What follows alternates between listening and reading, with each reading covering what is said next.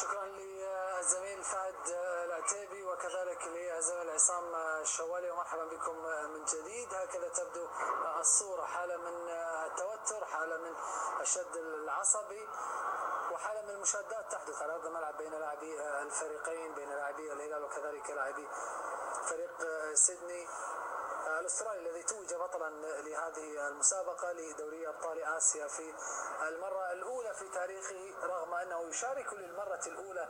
يدخل التاريخ من أوسع الأبواب، وهو الفريق الذي تأسس عام 2012 فقط، بعد عامين وأقل بقليل من العمل. هو يجد نفسه بطلا لأكبر قارات العالم، للقارة الصفراء، للقارة الآسيوية، ويتوج بطلا لدوري أبطال آسيا. لا زال الشد موجودا على أرض الملعب، لا زالت هذه اللقطات المؤسفة تحدث هنا في أرض الملعب في استاد الملك فهد الذي شهد فوز